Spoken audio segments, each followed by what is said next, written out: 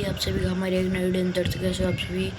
तो आज हमारे गांव में आरएसएस की रैली निकलने वाली है, तो बने रहिए हमारे एक वीडियो के साथ।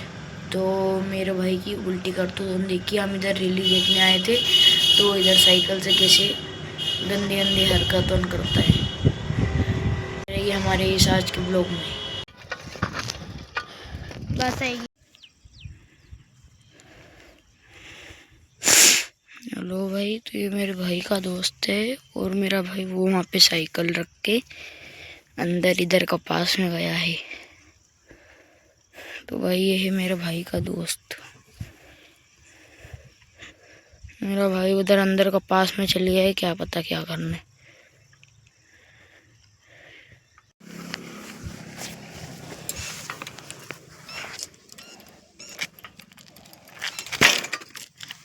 तो अभी अपन जाके देखते हैं कि मेरा भाई अंदर कपास में क्या कर रहा है। क्या पता क्या कर रहा है वो कपास में, तो देखते हैं। वही ये रहा उसका दोस्त। क्या पता साले क्या कर रहे हैं साले निर्लज्ज मनुष्य। भाई वो उधर क्या क्या चारा वगैरह उखाड़ रहा है, जड़ी बूटी।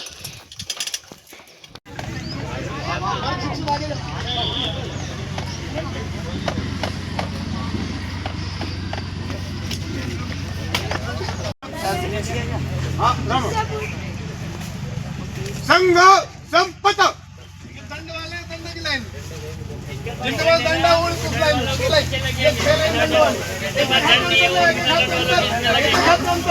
जिनके पास दंड नहीं वो लाइन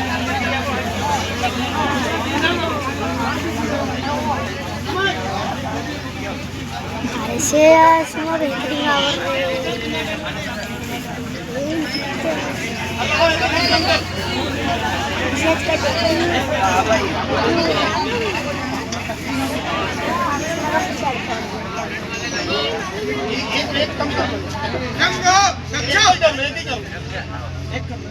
संघ सम्यक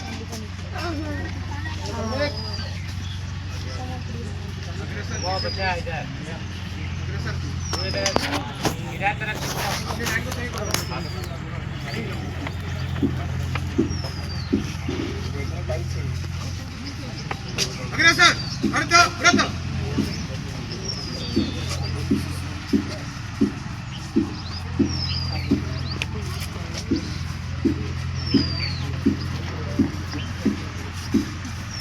संघ अच्छा शांति होने की रेस पे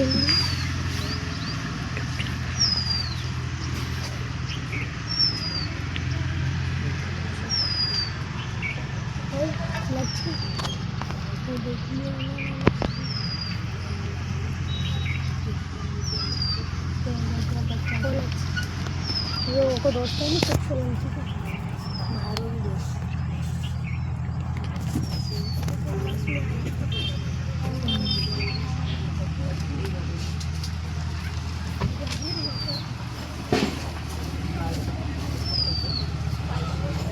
प्रणाम 1 2 3 संख्या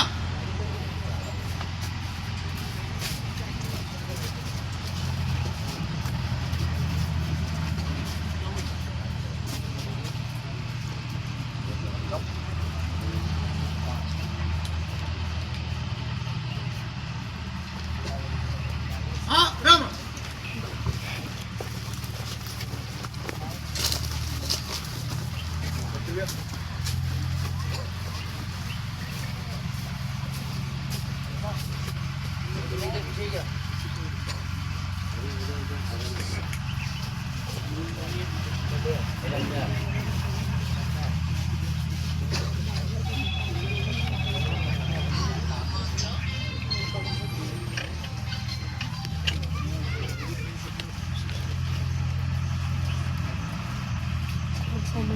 खाली आने में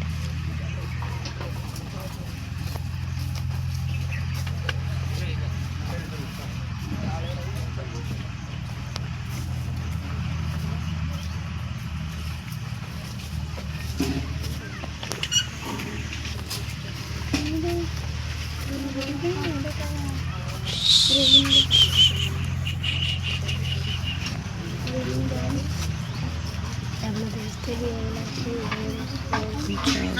रक्ष राम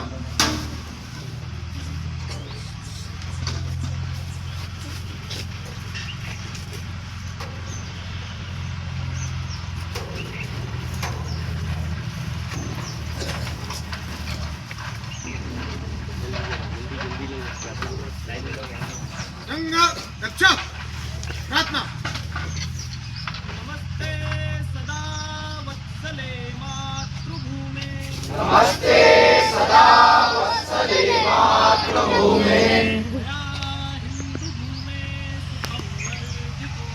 त्वया हिन्दुभूमे सुखं वर्धितोऽहं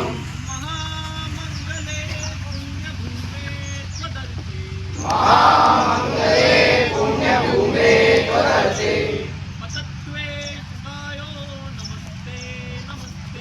तत्त्वे शिकायो नमस्ते नमस्ते प्रभो शक्तिमन् हिन्दुराष्ट्राङ्गभूता इमे सादरन्त्वा नमामो वयम् त्वदीयाय कार्याय बद्धाकटीयम् शुभामासि सन्देहि तत्पूर्तये अजय्याच विश्वस्य देहि च शक्तिम् शीलं जगत्तेन नम्रं भवेत् सुतञ्चेव यत्कण्टकाकीर्णमार्गम् स्वयं क्षेत्रतन्नासुखं कार्ये समुत्कर्षनिसे यशस्वे तमोग्रम् परं साधनं वीरव्रतम् ददन्तस्प्रभक्षया देयनिष्ठा ददन्तात्प्रयागात् तीव्रानिशम् वेत्री जगत्सो हताकारि शक्ति विधायास्य धर्मास्य संरक्षणम् परमेव वन्दे तुमेतस्वराष्ट्रम् समर्था भवत्वा शिक्षा देशम् भारत माता की जय। 2 3 संघ उपविष्ट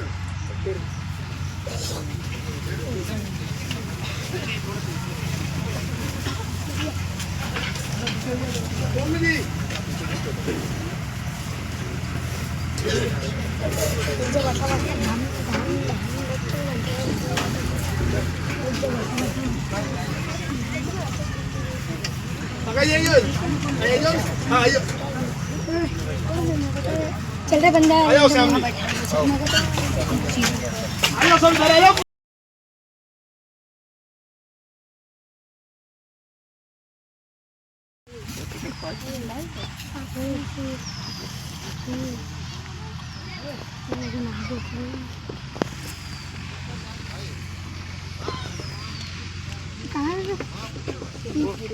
हमारे बीच परिचय है श्रीमान रोहित जी पाटीदार।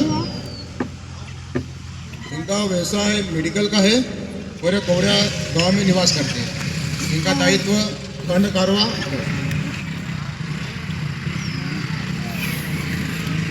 हमारे बीच आज के मुख्य वक्ता का परिचय है श्रीमान नागेंद्र जी मुछाला, निवास रावलखेड़ी, एक उन्नत कृषक है और हमारे गढ़वा जिले के सह जिला कारवा जी है।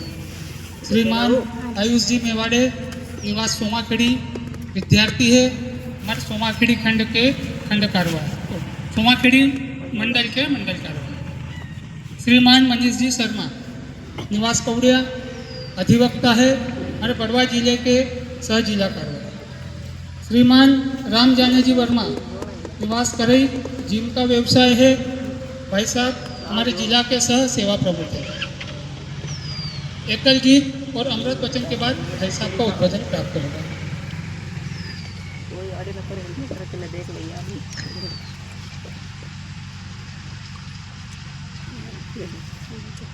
डॉक्टर हेडगेवार जी ने कहा है, शक्ति केवल सेना या शास्त्रों में नहीं होती, बल्कि सेना का निर्माण जिस समाज में होता है, वह समाज जितना राष्ट्र प्रेमी, नीतिमान और चरित्र संपन्न होगा, उतनी ही मात्रा में वह शक्तिमान होगा।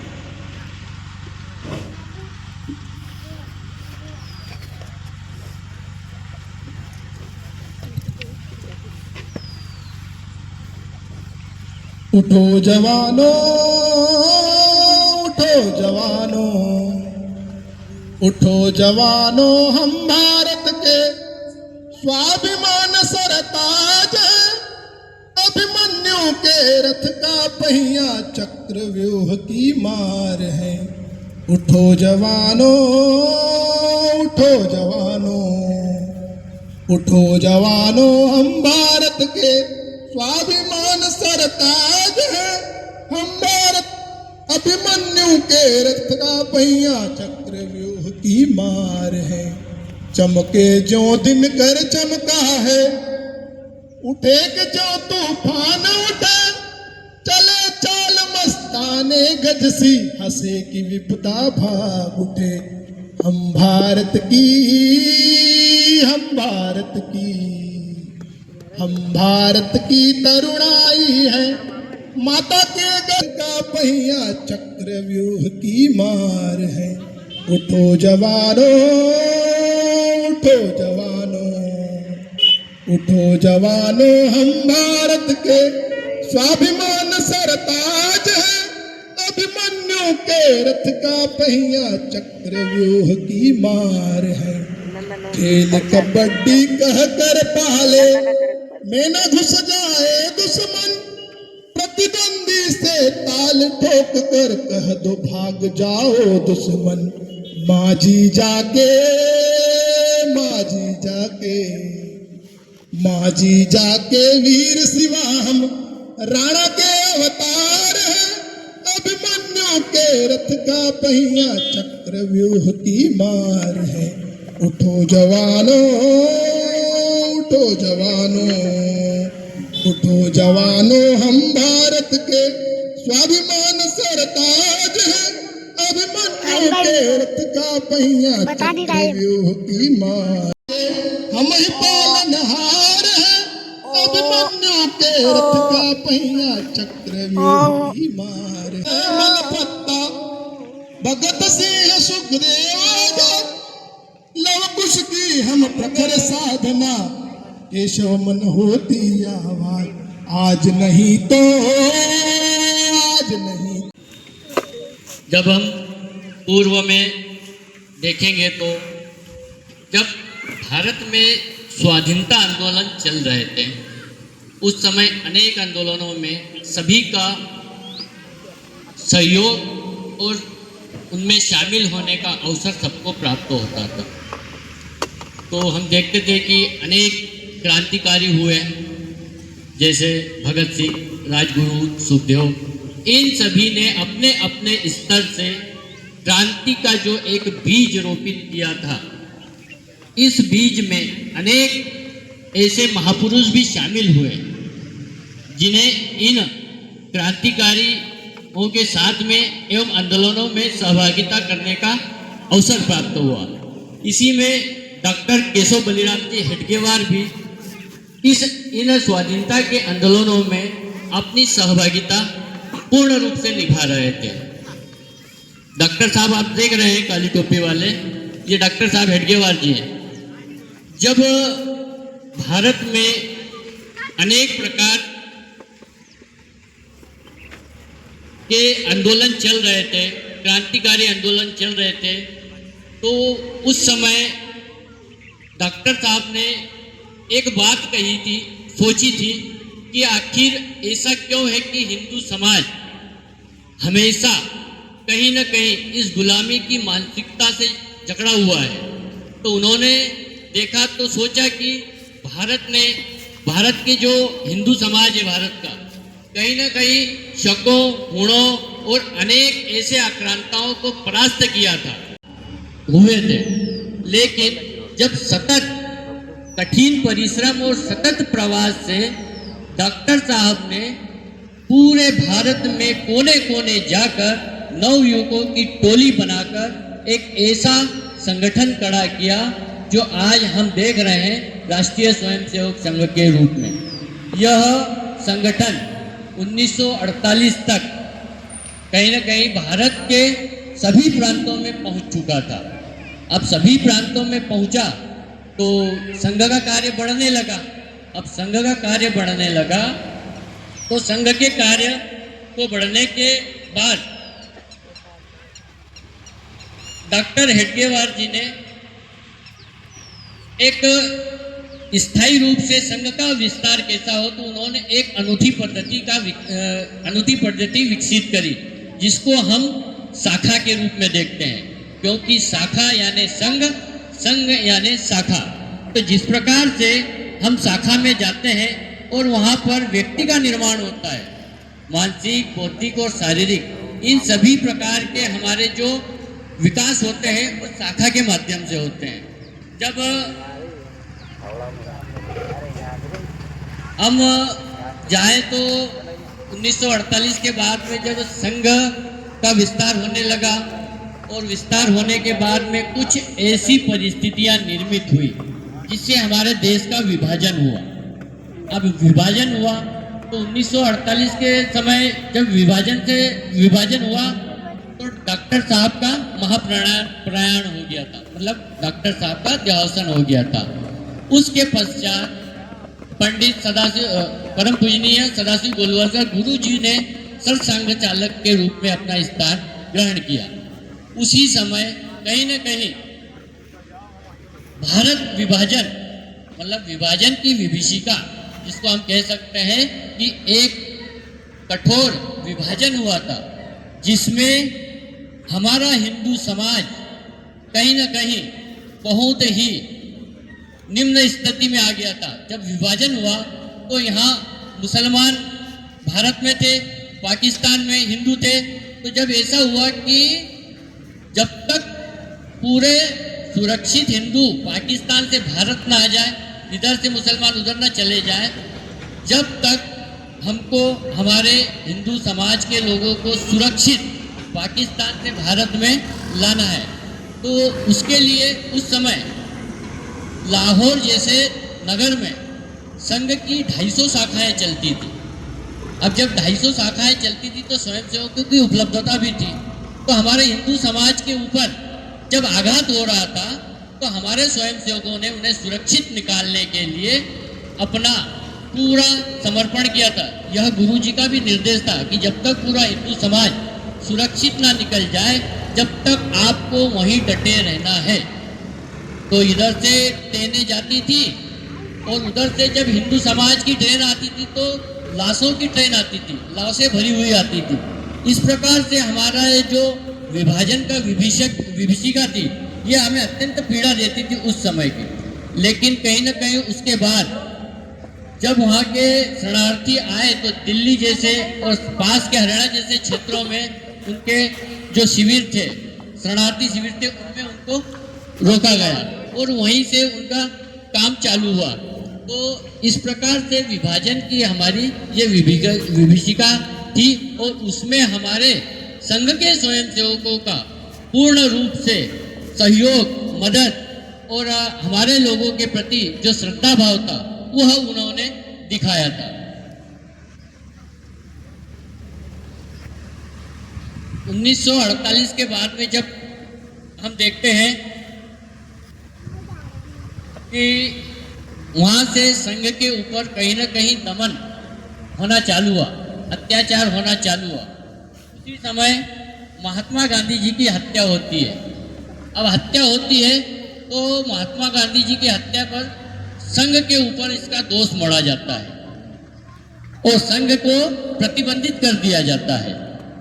तो उसके बाद में हमारे स्वयंसेवकों को प्रताड़ित किया जाता था, उन्हें परेशान किया जाता था और इस प्रकार से मिथ्या हमारे ऊपर आरोप लगे थे। लेकिन कहीं ना कहीं उसके बाद में यह आरोप निराधार साबित हुए और संघ से पुनः प्रतिबंध समाप्त हुआ। तो हम देखते हैं कि जब संघ के ऊपर प्रतिबंध लगा था तो हमारी शाखाएं भी बंद हो गई थी, हमारे जो स्वयंसेवकों का प्रवास था वो भी बंद हो गया था।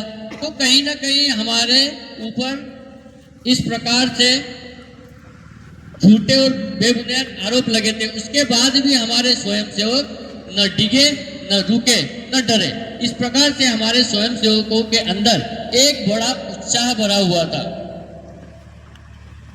अब इसके पश्चात जब प्रतिबंध हटा तो स्वयंसेवकों ने समाज के अन्य संगठनों के माध्यम से अपने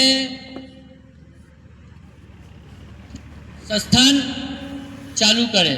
हम देखते हैं कि शिक्षा के संस्थान में जाए तो सरस्वती शिशु मंदिर की स्थापना हुई, विश्व हिंदू परिषद की स्थापना हुई, धर्म एवं समाज, हिंदू समाज के जागरण के लिए भारतीय किसान संघ की स्थापना हुई, किसानों के बीच काम करने के लिए भारतीय मजदूर संघ की स्थापना हुई।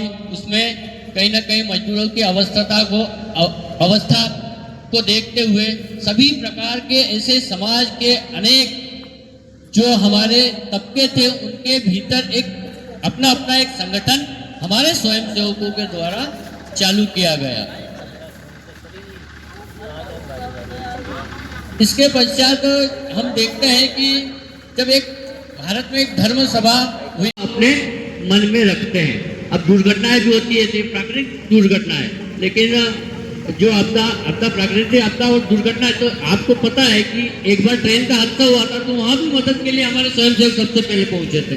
तो इस प्रकार से संघ के स्वयंसेवकों के मन में देश के प्रति और देश के नागरिकों के प्रति हमेशा सेवा भाव का भाव बना हुआ रहता है। हिंदू समाज को संगठित करने के लिए एवं जन जागरण करने के लिए भी अनेक कार्य किए गए। हम देखते हैं कि राम जन्मभूमि आंदोलन हुआ, उसमें भी हमारे स्वयंसेवकों ने हिस्सा लिया था और वो भी सफल हुआ था। इसके पश्चात हम देखते हैं राम सेतु बचाओ आंदोलन, उसमें भी संघ के स्वयंसेवकों ने अपना पूरा योगदान दिया था। अमरनाथ साइन बोर्ड में भी बहुत सारी विसंगतियां थी, तो हमारे स्वयंसेवकों के माध्यम से, आंदोलन के माध्यम से, समाज, हिंदू समाज के माध्यम से वह विसंगतियां दूर हुई थी। इस प्रकार से हमारे जो आंदोलन हुए थे, कहीं ना कहीं गोवा मुक्ति आंदोलन हुआ था, कश्मीर का आंदोलन हुआ था, कश्मीर में धारा 370 हटे, इसके लिए संघ ने भी प्रयत्न किया था हिंदू समाज को साथ में लेकर। इस प्रकार से हमारा जो संघ के स्वयंसेवकों का समाज के प्रति और देश के प्रति जो सेवा भाव का और वास्तविक मूल्यों के प्रति जो कार्य करने की पद्धति थी वो हमेशा बनी रहती थी।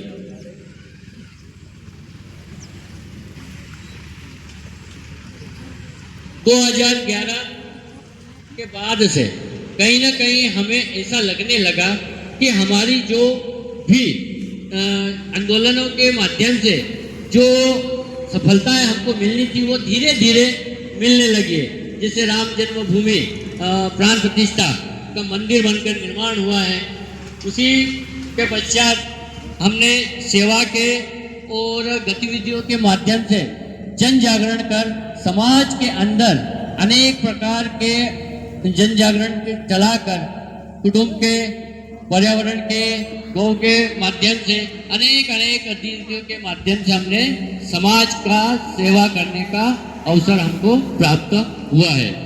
और जब आज हम देखते हैं कि हमको आज विजय तो मिलती है, 370 हट गए, अनेक प्रकार की जो बाधाएं हमारे पास में थी वो कहीं ना कहीं दूर होती चली जा रही है। अब इसमें देखते हैं कि जब विजय तो मिल रही है लेकिन हमें चुनौतियां भी मिल रही है। तो अब इन तो अभी मिलते हैं सेकंड पार्ट में। अपना फर्स्ट पार्ट कंप्लीट हो चुका है, तो मैं अब सेकंड पार्ट बना रहा हूँ क्योंकि वीडियो बहुत लंबी हो जाती है, इसलिए मैं सेकंड पार्ट में कर रहा हूँ। तो आप सेकंड पार्ट देखिए।